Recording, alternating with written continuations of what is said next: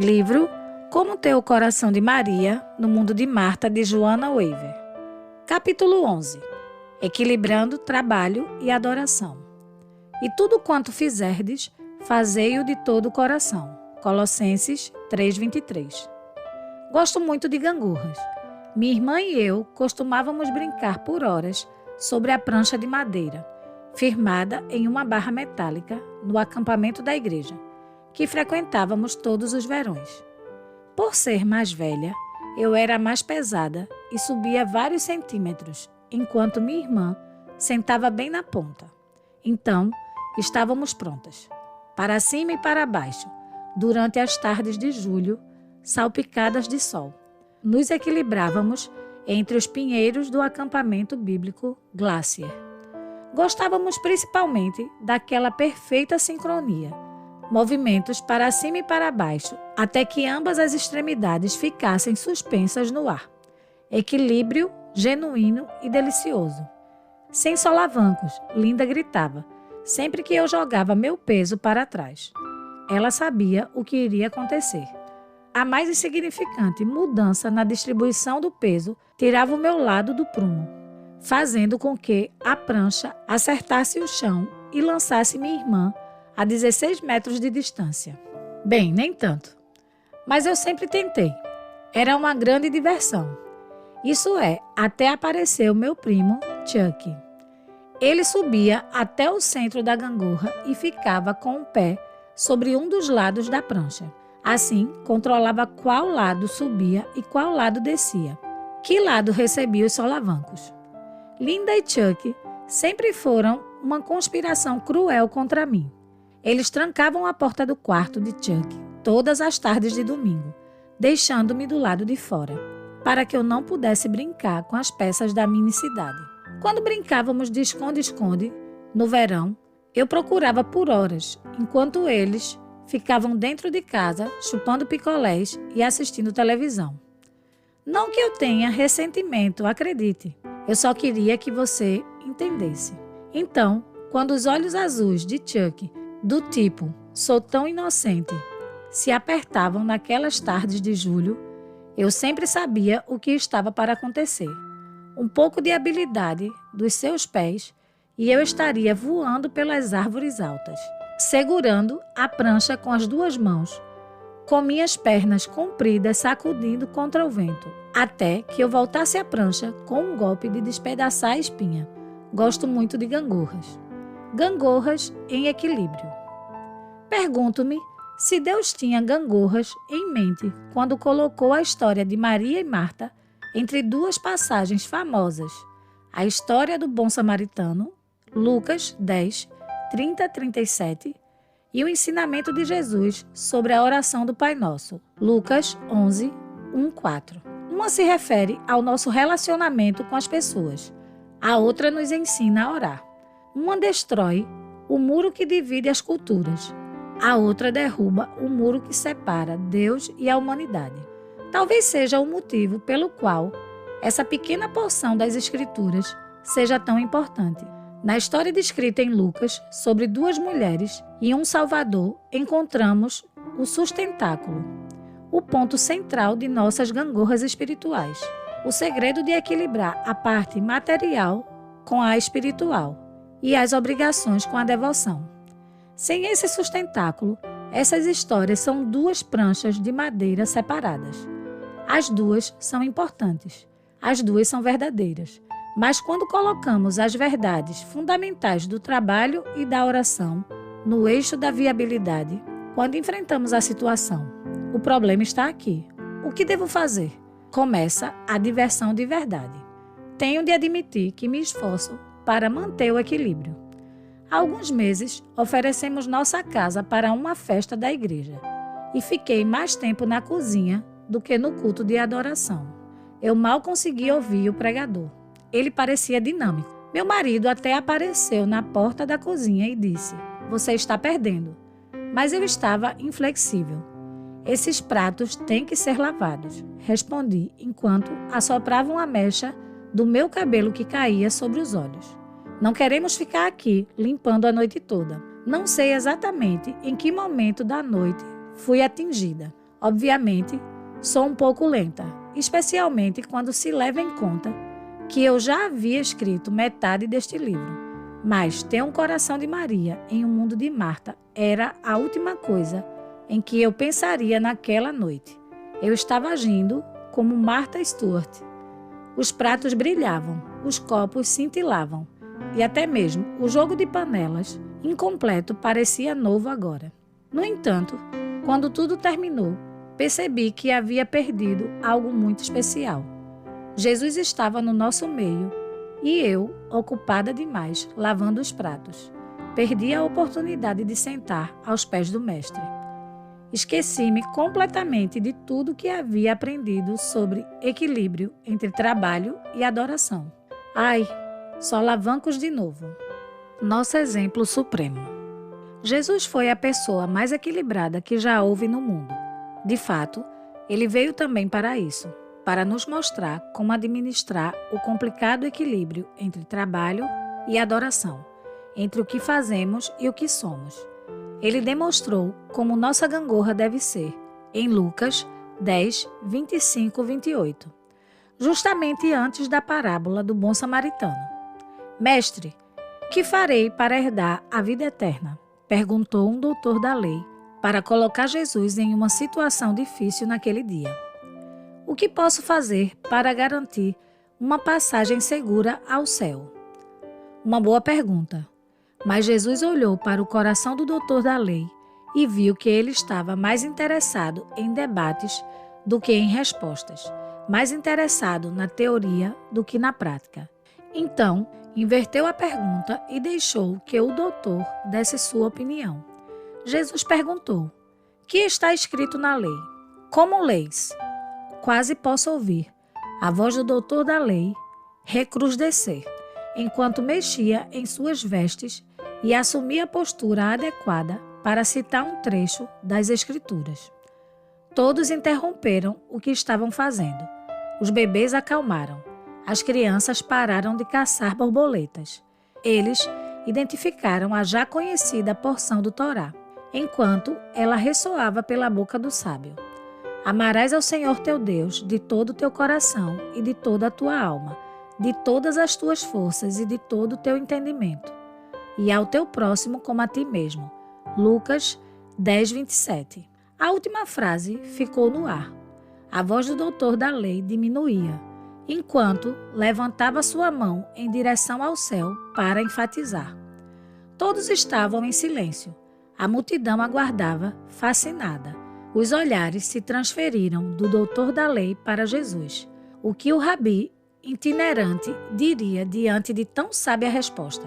Posso imaginar Jesus sorrir e inclinar a cabeça para a frente no momento em que dizia: respondeste bem, faze isso e viverás. Fim da discussão. O sábio recebeu a nota A+. Próxima pergunta. Entenda, amar o Senhor teu Deus e ao próximo como a si mesmo era e é exatamente o que Deus sempre quis de nós, uma imagem perfeita de uma vida equilibrada. Esses 2 versículos resumem a unidade do Antigo Testamento com o Novo. Deus quer que amemos ao Senhor de verdade. Além disso, Ele deseja que nos amemos uns aos outros, que amemos uns aos outros de verdade.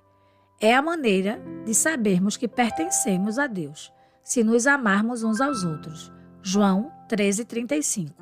Amor a Deus, amor ao próximo, adoração e trabalho. Esses são 2 extremos de nossa gangorra. Embora o amor a Deus venha em primeiro lugar, não podemos nos separar do amor ao próximo. Um resulta do outro. É esse o significado de viver uma vida equilibrada, uma vida como a de Cristo. Mas o doutor da lei pareceu não entender bem, e mesmo se tivesse entendido, não parecia disposto a desistir.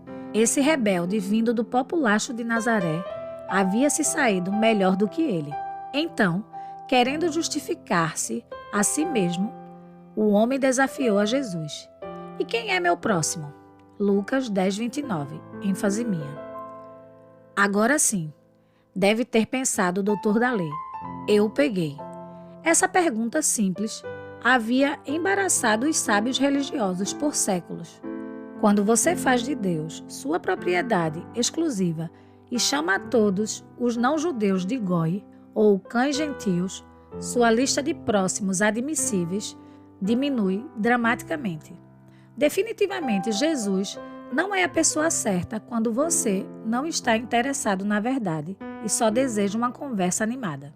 Porque Ele é a verdade. Quando você bate, Ele abre a porta. Quando você busca, Ele se revela. E quando você pergunta, às vezes recebe a resposta que não gostaria de ouvir. Foi o que certamente aconteceu no caso desse pobre doutor da lei. O que ele conseguiu foi um exemplo ruim de solavancos, quando Jesus golpeou sua perspectiva legalista e superespiritual através de uma ilustração prática sobre o amor ao próximo. Medidas corretivas. Jesus é como meu primo Chuck, só que mais bondoso. Ele não nos dá solavancos para nos ver cair. Ele contrabalanceia nossas convicções e estilos de vida com um objetivo, o de nos trazer de volta ao equilíbrio. Mas para o doutor da lei, a aproximação de Jesus tinha que acontecer através do impacto. Afinal, a história contada por ele desafiou algumas crenças há muito tempo reinantes. E isso estremeceu o senso judeu de superioridade religiosa. Derrubou todas as desculpas usadas pelo doutor da lei para não se envolver com pessoas inferiores a ele. O herói da história que Jesus contou não foi Moisés ou Josué. Ele nem era judeu, não um judeu de verdade. Era um daqueles samaritanos desprezíveis que vivia no norte. Mas Jesus não parou por aí. Ele não apenas exaltou o samaritano ao chamá-lo de bom, também fez uma comparação pouco lisonjeira entre a generosidade do samaritano e a hipocrisia dos judeus, que em seu caminho para Jerusalém e para a igreja passaram pelo homem, sangrando e enfraquecido. Provavelmente, o doutor da lei se mostrou aborrecido junto com o resto da elite religiosa que estava presente. Talvez a história tenha lhe trazido à lembrança o homem cego e esfarrapado pelo qual ele havia passado antes do debate. Uma esmola para um pobre. O cego deve ter gritado, mas o doutor da lei estava inflexível. E além disso, já havia dado a sua oferta no templo.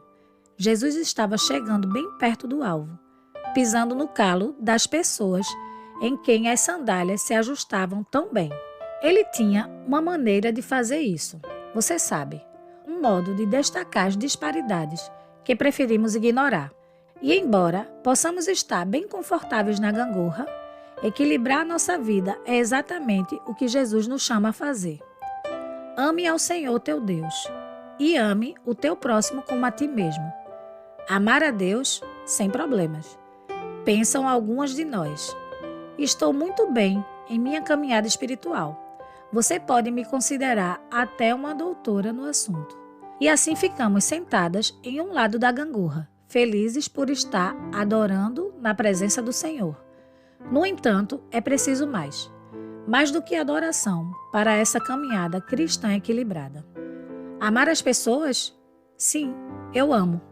Algumas de nós dizem para si mesmas, enquanto sentam na outra extremidade da gangorra.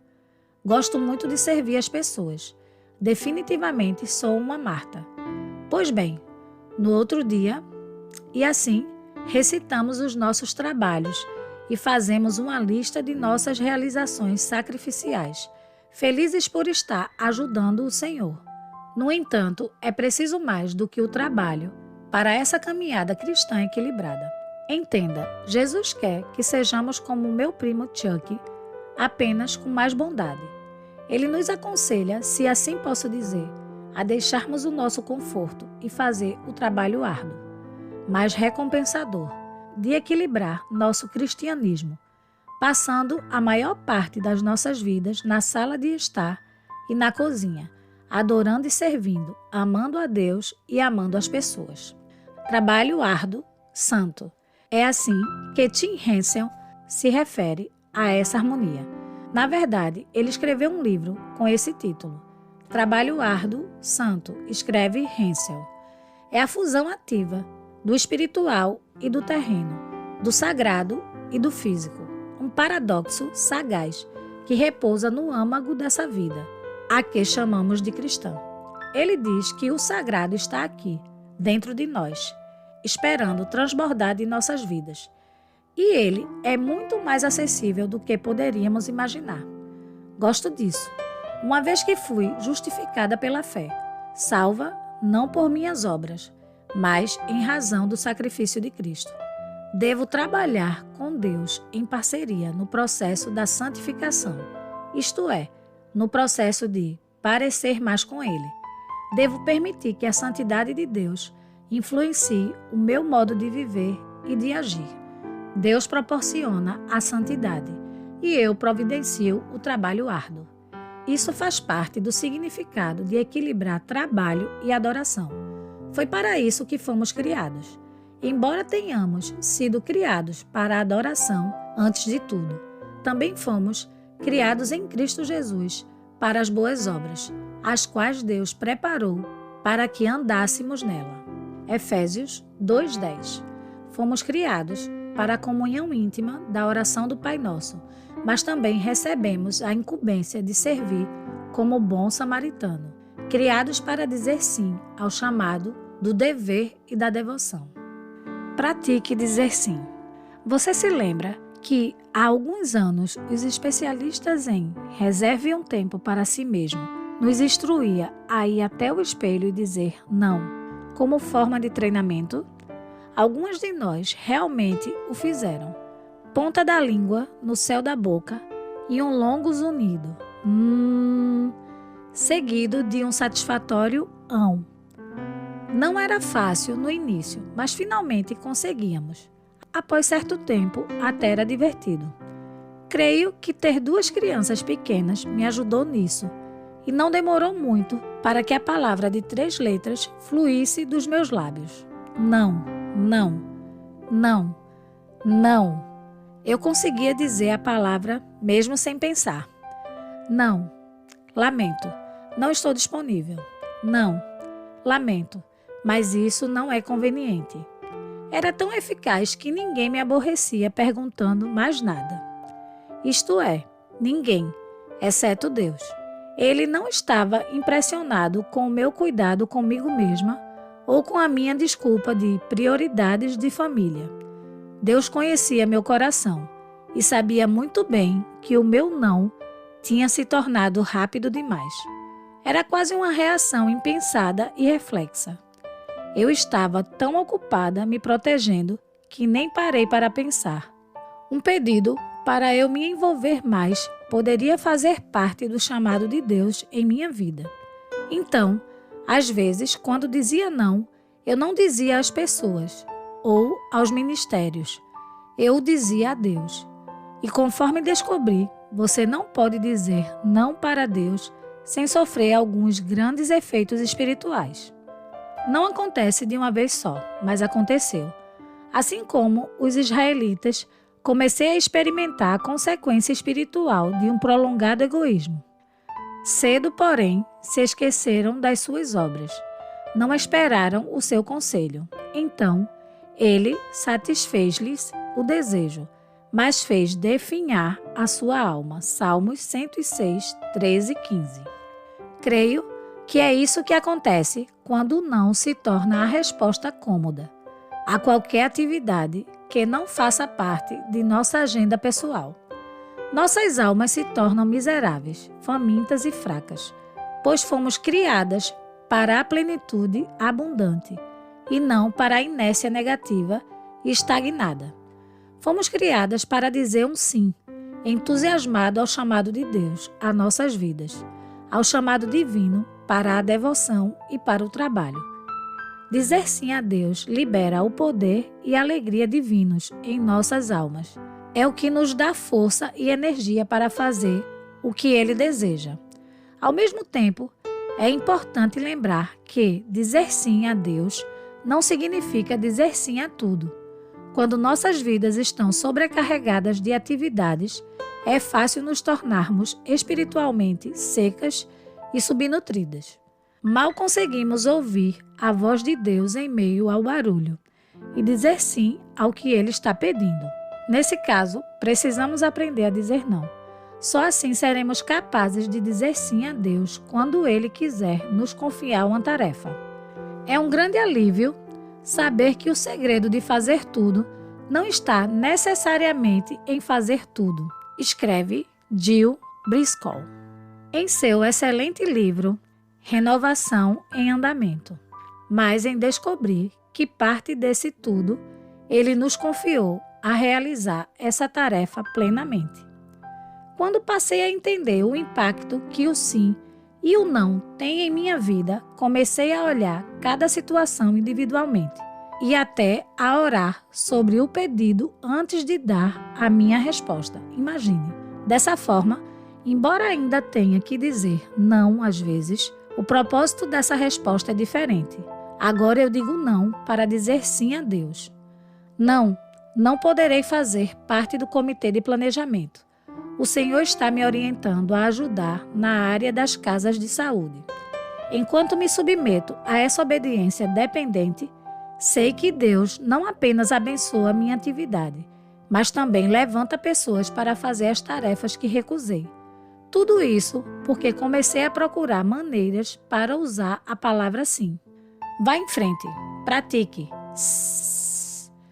Mesma língua e quase o mesmo movimento, só que em vez de usar a ponta da língua de encontro ao céu da boca, você apenas faz um leve movimento, permitindo que o som flua.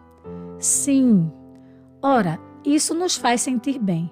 Sim, acho que posso ajudar. Sim, penso que isso pode ser organizado. Deixe-me orar por isso. O efeito pode ser absolutamente eufórico, especialmente quando ganhamos um ponto dizendo sim a Deus. O ritmo de uma vida equilibrada. Veremos aqui algo que descobri sobre o equilíbrio. Ser equilibrada não é tanto uma questão de estar em perfeito equilíbrio, mas uma questão de descobrir o ritmo certo de nossas vidas. Entenda, o ponto de sincronia que eu e minha irmã encontrávamos na gangorra nunca durava muito tempo. Passávamos mais tempo subindo e descendo do que suspensas no meio. Na verdade, até certo ponto era divertido. Contanto que nos mantivéssemos subindo e descendo, estava tudo bem. Podíamos balançar à vontade e ficar mais ou menos em equilíbrio. Achei que seria proveitoso lembrar disso, pois, falando de um ponto de vista prático, o equilíbrio entre a intimidade da sala de estar e o serviço da cozinha assemelha-se mais ao movimento de subida e descida da gangorra do que àquele instante fugaz de sincronia. Um lado de minha vida pode estar por cima em um momento, depois o outro. Um dia dedico várias horas ao estudo bíblico e à oração, estabelecendo-me calmamente no lado da intimidade com Deus. No dia seguinte, me apresento como voluntária para ajudar na sala de aula de minha filha, pendendo para o lado do serviço. Se você julgar esses 2 dias individualmente, eles vão parecer totalmente fora de equilíbrio, mas não quando você os considera juntos. Isso também vale, acredito, para os períodos da vida. Durante anos, passei a maior parte do tempo correndo atrás de 2 crianças pequenas. Era difícil trabalhar como voluntária, fora de casa ou conseguir alguns momentos a sós com Deus. Agora que as crianças estão na escola, tenho mais tempo para fazer ambas as coisas. E, um dia, em um futuro não tão distante, quando grande parte do meu tempo será só meu, poderei de fato conquistar aquela perfeita simetria entre o espírito e o trabalho. Mas não preciso me preocupar demais, se não conseguir. Essa é a beleza da harmonia dinâmica da gangorra. Uma vez que meu coração se dispôs ao trabalho e à adoração, não devo me sentir culpada quando minha vida parece ficar mais tempo de um lado. Sei que logo me desprenderei daquele ponto e passarei mais tempo no outro. Fazer um planejamento ajuda. Se estou ciente de que vou dedicar um bom tempo ao trabalho, organizando um evento ou fazendo parte da cantata de Natal, Por exemplo, sei que depois vou precisar arrumar tempo para a oração, devocionais e descanso adequado. Se sei que vou passar muito tempo em adoração intensa, em um retiro para mulheres ou em uma semana especial de cultos, por exemplo, devo estar ciente de que será preciso cumprir meus compromissos e fixar datas para repor o trabalho atrasado. Mas não preciso fazer um planejamento de muitos dias. Não é necessário fazer um controle das horas dedicadas ao trabalho e à adoração e devoção. Nem se preocupar para que cada momento de sua vida esteja em um equilíbrio perfeito e eterno. O que devo fazer é submeter a minha vida ao Senhor e permitir que Ele me ajude a fazer como meu primo Chuck. Ele me mostrará como me aplicar aos dois lados da minha vida. Na verdade, esse ritmo, para cima e para baixo, pode fazer com que minha vida se mova para uma direção positiva. Nossas vidas devem ser dinâmicas, não estáticas, como o pêndulo de um relógio ou uma bomba de um poço de petróleo. O ritmo, de fato, gera energia para nossas vidas. A verdade é que prosperamos quando a vida é ritmicamente equilibrada, não paralisada. Gangorra, para cima e para baixo, trabalho e adoração. Amar ao Senhor e amar as outras pessoas é o ritmo dinâmico que conduz uma vida equilibrada, centralizada e significativa. Seu ritmo de vida pode ser diferente do meu. Maria e Marta certamente tinham estilos diferentes. No entanto, essa necessidade é tão básica em nossas vidas que o Senhor ordenou certos princípios de equilíbrio aplicáveis a todo mundo. Eles proporcionam ritmo, bem como harmonia para as nossas vidas, mas nós os ignoramos para o nosso próprio prejuízo. Nesses últimos anos, o Senhor trouxe ao meu coração 2 desses princípios. Talvez porque esses 2 sejam tão fáceis de esquecer em nossa cultura frenética. Um é o princípio do descanso do Shabat. O outro é o princípio da hospitalidade. Ouvindo a sua alma. Um teste de equilíbrio. Como fomos criados para o equilíbrio, percebemos a diferença na nossa alma quando nossas vidas pendem muito para uma ou outra direção. O desequilíbrio se revela em nossas atitudes, em nosso grau de energia e no modo como interagimos com as outras pessoas. A presença de quaisquer dos itens abaixo pode ser uma indicação de que você precisa se inclinar em direção ao trabalho ou à devoção. Sinais de que você precisa passar mais tempo na cozinha. Depressão leve. Você sente um vago descontentamento. Parece estar triste. Ressentimento. Em vez de receber as pessoas em sua vida com alegria, você gostaria que elas fossem embora. Frustração em relação ao rumo da sua vida. Você percebe que as coisas não têm sentido e às vezes se pergunta: será que é só isso?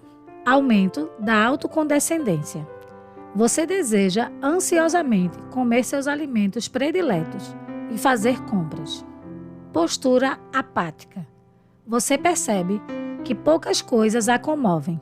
Sabe que seu nível de compaixão está baixo, mas uma parte de você simplesmente não se importa com isso. Nível baixo de energia.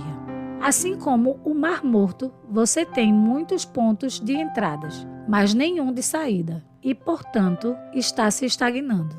Sinais de que você precisa passar mais tempo na sala de estar. Irritabilidade e frustração. Você se surpreende revidando as pessoas. Está tão oprimida a ponto de estourar consigo mesma. E, principalmente, tem pouca paciência com as pessoas que, na sua opinião, são preguiçosas ou não estão dispostas a colaborar. Incomodada com o silêncio. O silêncio a deixa nervosa, então você liga ao rádio ou à TV. Nível baixo de contentamento. Faz muito tempo que você não sente aquela alegria abundante, enchendo o seu coração. Sentimento de isolamento. Você se sente sozinha, como se não houvesse ninguém para a defender e compreender. Compulsão pelo trabalho. Você é perseguida pela sensação de que deve fazer mais e mais. Continua se apresentando para trabalhar em mais projetos e comitês, embora já esteja totalmente ocupada. Sensação de sequidão e vazio. Não é de se admirar. Você tem muitos pontos de saída e demandas, mas nenhum ponto de entrada ou fonte para se fortalecer. Examina-me, Senhor, e prova-me. Esquadrinha a minha mente e o meu coração, porque a tua benignidade está diante dos meus olhos e tenho andado na tua verdade. Salmos 26, 2, 3. O presente do Shabat. Conta-se uma história de uma tribo migrante da África do Sul, que partia para longas jornadas. Caminhavam pelas estradas dia após dia, mas então, de repente, paravam de andar e acampavam por alguns dias. Quando perguntados sobre a causa das paradas, explicaram que precisavam de um tempo de repouso a fim de que suas almas não ficassem para trás. Não é uma grande ideia? Permitir que sua alma não fique para trás. Quando li essa pequena história, ela ressoou dentro de mim. Posso correr tão rápido a ponto de deixar tudo para trás.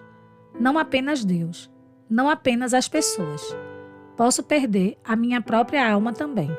Creio que por essa razão, Deus nos instruiu para que observássemos um período regular de descanso prolongado durante nossas vidas ocupadas. Foi por isso que nos deu o Shabat, ou Dia do Descanso. Em hebraico, a palavra Shabat significa literalmente cessação do trabalho. Refere-se especialmente a um dia da semana separado para o descanso e a adoração. Os judeus observam o Shabat desde o pôr do sol da sexta-feira até o pôr do sol do sábado. Nós cristãos separamos o domingo, o dia da ressurreição de Jesus, como o nosso Shabat, mas o dia escolhido não é tão importante quanto o próprio eleito. Trazer equilíbrio e perspectiva semanalmente para as nossas vidas exaustas de trabalho. Diz o profeta Isaías: se chamares ao sábado deleitoso e santo, dia do Senhor, digno de honra, e se o honrares, então te deleitarás no Senhor. Isaías 58, 13 e 14. Infelizmente, nossa cultura, sem pausas, tem suprimido o Shabat. E isso se apresenta como um grande problema de equilíbrio na vida de muitos cristãos. Em primeiro lugar, quase sempre achamos difícil resistir à mentalidade do trabalho como costume, que isso se tornou uma norma. Mesmo se separarmos a manhã e a noite de domingo para a igreja, é difícil resistir à sedução do shopping center à tarde. Achamos que podemos ter encontros de negócios ou outras responsabilidades agendadas no domingo. De modo crescente, é difícil resistir à tentação de usar o Shabat como um período para colocarmos as coisas em dia, em vez de um período de adoração e descanso. Em segundo lugar, e em parte como resultado, muitas pessoas se encontram em uma posição de ter que trabalhar no dia do Senhor. Elas têm medo de insistir para conseguirem o domingo livre, com receio de perderem o emprego ou simplesmente ficarem para trás. Conquanto os empregadores não possam negar um tempo livre para que os empregados pratiquem sua fé, legalmente falando, a não ser em circunstâncias extremas. É evidente que a pressão existe, mas, apesar de todas as agitações, reais e imaginárias, acredito realmente que, se quisermos equilibrar nossas vidas, devemos dispor nossos corações para a obediência do quarto mandamento. Êxodo 28. O que isso significa especialmente para você e sua família estará entre você e Deus. Creio que guardar o Shabat, conforme ordenado por Deus, envolve 3 coisas. Primeiramente, o Shabat deve ser diferente, separado. Ele deve diferenciar-se visivelmente dos outros 6 dias. Não deve ser um dia que cuidamos das tarefas não realizadas no sábado, ou que terminamos o trabalho trazido para casa na sexta-feira. Em segundo lugar, o Shabat deve ser um dia de devoção.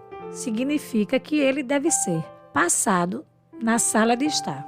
As tarefas da cozinha podem esperar. É o momento de concentrarmos os nossos corações e mentes somente em Deus. Finalmente, o Shabat deve ser, em parte, o dia da família. Um tempo dedicado não apenas às nossas famílias biológicas, mas também à família de fé, reunida para a adoração conjunta e a comunhão. O autor sagrado nos diz em Hebreus 10:25, não deixando a nossa congregação, como é costume de alguns, antes admoestando-nos uns aos outros, e tanto mais quanto vedes que se vai aproximando aquele dia. Como essas prioridades se traduzem na prática? Aqui vão algumas orientações que Elizabeth e sua família estabeleceram. Nossa família frequenta os cultos de domingo. Não importa quão cansados ou esgotados estejamos, exceto se estivermos doentes. Não vamos à lavanderia, não limpamos a casa, não fazemos compras nem refeições trabalhosas.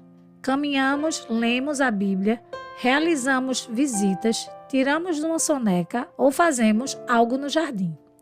Esse tipo de guarda do Shabat requer uma certa dose de disciplina. As tarefas domésticas e a lição de casa devem ser feitas antecipadamente.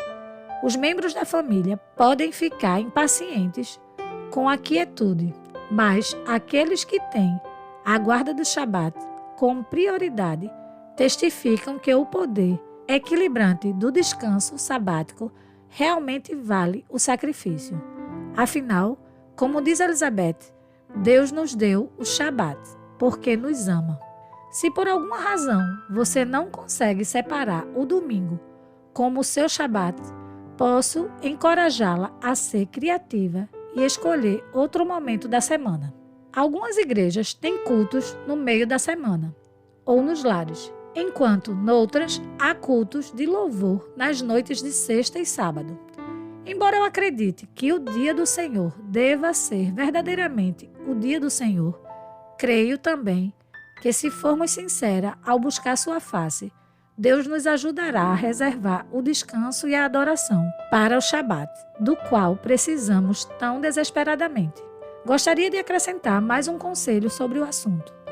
Um que se aplica especificamente àqueles que trabalham aos domingos para o Senhor, seja ensinando na escola dominical, tocando no louvor ou cuidando das crianças no berçário.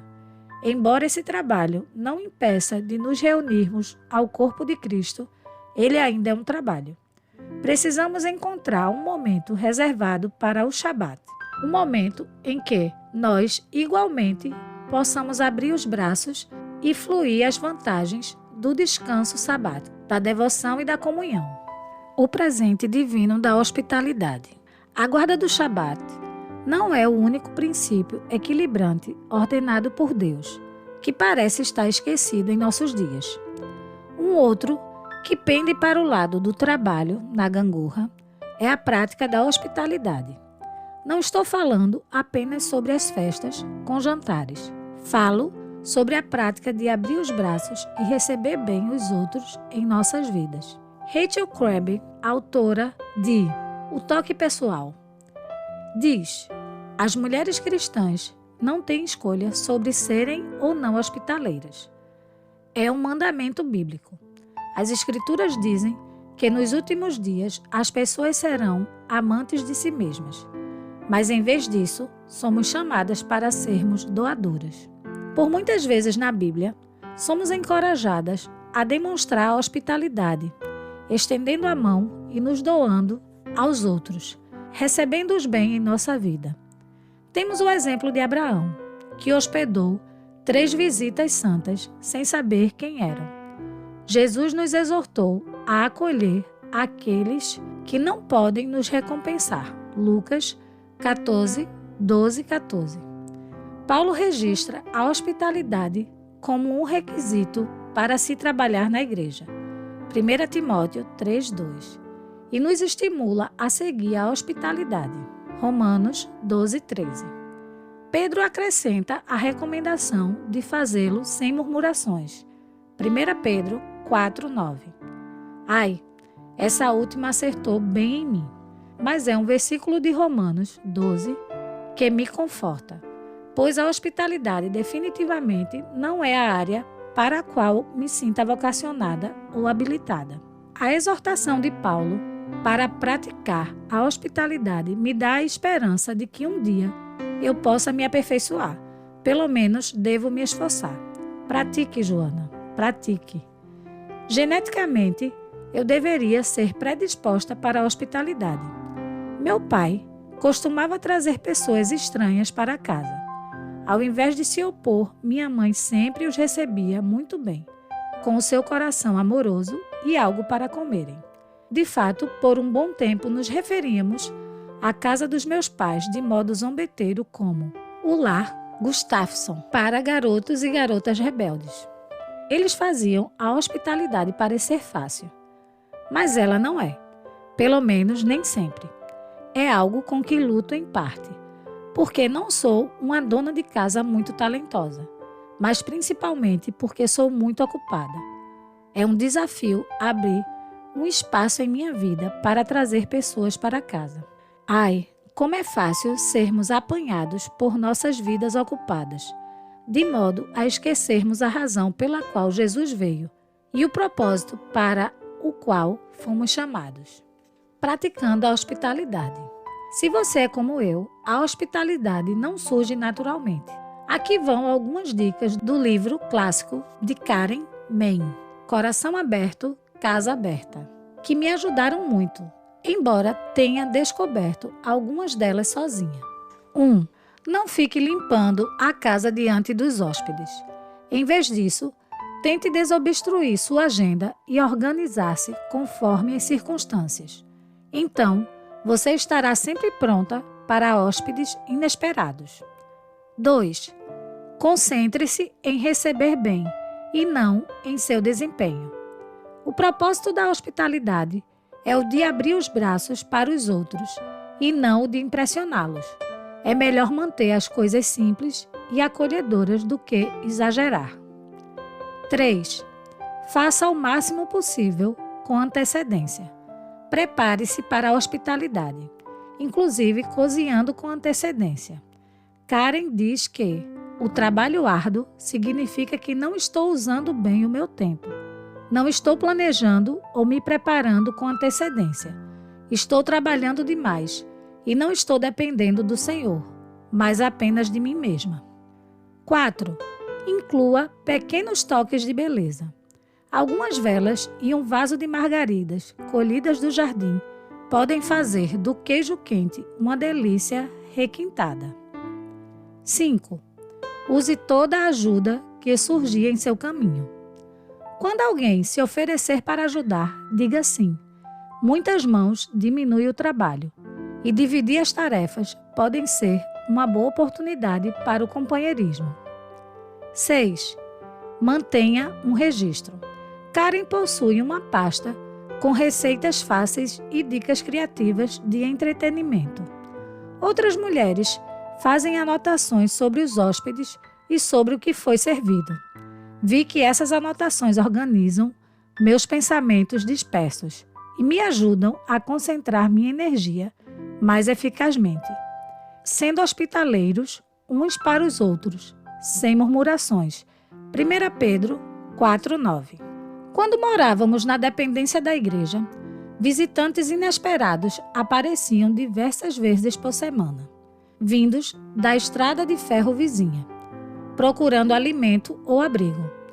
Eu estava ocupada. Eles estavam sujos e até com mau cheiro. Tenho vergonha de admitir, mas houve momentos em que eu dizia para mim mesma: vão embora, estamos tentando administrar uma igreja aqui. Mas então, invariavelmente, eles diziam algo como: os caras do posto de gasolina me disseram para vir aqui. Disseram que essa igreja ajudava qualquer pessoa. Ai, e novamente, ai. Como cristãos, fomos chamados para a hospitalidade, a verdadeira hospitalidade. Nossas vidas deveriam ser um refúgio para os feridos e não um clube de campo para pessoas satisfeitas. Tiago pergunta: que aproveita se alguém disser que tem fé e não tiver as obras? Tiago 2,14. E se o irmão ou a irmã estiverem nus e sem o mantimento cotidiano, pondera o irmão de Jesus, e algum de vós lhes disser, ide em paz, aquietai-vos e fartai-vos, e lhes não derdes as coisas necessárias para o corpo, que proveito virá daí? Versículo 16, ênfase minha. Tiago repete a pergunta e então conclui, assim também a fé, se não tiver as obras, é morta em si mesma. A hospitalidade não é uma opção para aquele que deseja dizer sim a Cristo. Ela faz parte do chamado que recebemos dele. Embora possa ser difícil colocá-la em prática em nossas vidas ocupadas, inclinando-se para as fraquezas. Em meu conflito com a hospitalidade, descobri outra lição sobre o equilíbrio que deve ser compreendida.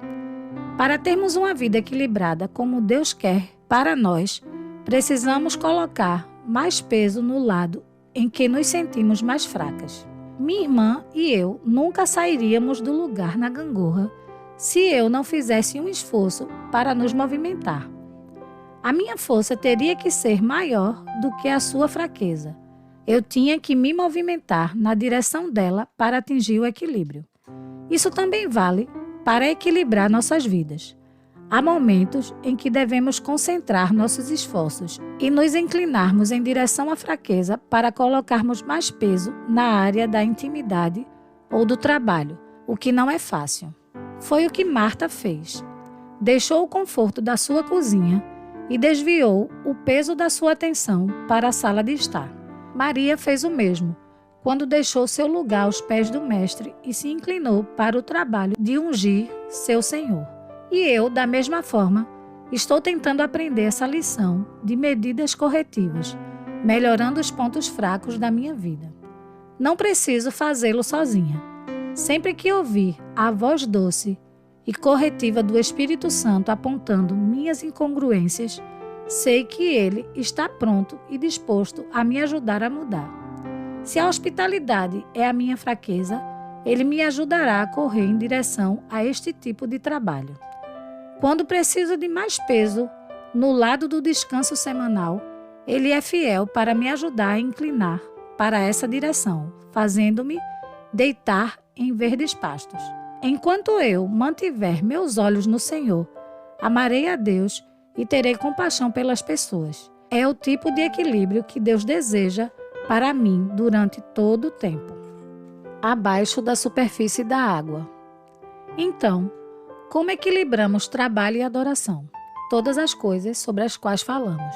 Manter a prática do sim, encontrar o ritmo, inclinar-se para as fraquezas, podem nos ajudar a manter uma vida equilibrada. O assunto sempre retorna à realidade fundamental que transformou as vidas de Maria e Marta de Betânia. É para a mesma realidade que retornamos sempre neste livro. O segredo do equilíbrio entre trabalho e adoração, devoção e serviço, amar a Deus e amar aos outros, é manter a nossa ligação com Jesus Cristo. Nosso relacionamento com Ele é o sustentáculo, a âncora, o ponto firme que torna possível o equilíbrio em primeiro lugar. E quanto mais profundo for o relacionamento, mais estável e equilibrado ele será. Tudo começa na superfície da água. É assim que Jeanne Meyer se expressa. Pude apreciar não apenas o ensino dessa mulher incrível, mas também o modo como conduz sua vida. Ela faz mais em 24 horas do que eu em 2 semanas. Mas em meio à sua vida agitada, ela assumiu um compromisso importante com o equilíbrio. Não é fácil. Além de ser esposa de um pastor em Rockford, Illinois, Jeanne lidera um grupo de 900 jovens e dirige a escola da igreja com 1.300 crianças, para não mencionar as diversas palestras que tem ministrado. Como ela mantém o equilíbrio? Eu fiz essa pergunta há não muito tempo. Ela disse: é necessário um compromisso rigoroso de fazer as coisas mais importantes primeiro. Tenho que pedir constantemente ao Senhor para que realize o Salmo 139 em mim. Sonda-me, ó Deus, e conhece o meu coração. Salmos 139, 23. Depois, Ginny contou-me uma história que se tornou uma alavanca espiritual em sua vida. Deus é fiel para trazê-la à memória quando sua vida começa a sair dos eixos e fica fora de controle. No outono de 1992, um homem chamado Michael Plant iniciou uma cruzada solitária pelo norte do Atlântico. Iatista experiente, Plant já havia feito a viagem várias vezes antes. Seu veleiro, novinho em folha, o Coyote, era tão avançado em tecnologia como poucos no mundo. Plant partiu sozinho, deixando que sua equipe de apoio monitorasse a viagem por satélite e rádio. Tudo ia bem. Mesmo quando uma tempestade interrompeu as comunicações, ninguém se preocupou muito. Afinal, esse homem era um dos melhores velejadores e navegadores que se podia encontrar. Seu barco estava provido com os melhores aparelhos equipados de emergência. Plant recuperaria o contato por rádio quando tudo se acalmasse. Mas Michael Plant não foi ouvido novamente. Depois de numerosas tentativas de localizá-lo pelo rádio, a guarda costeira enviou helicópteros para procurá-lo. Eles acharam o Coyote flutuando de cabeça para baixo. Seu capitão, o único passageiro, nunca foi encontrado. Por quê? O que poderia ter acontecido? Foi o que perguntaram os peritos. Todo mundo sabe que veleiros são difíceis de virar.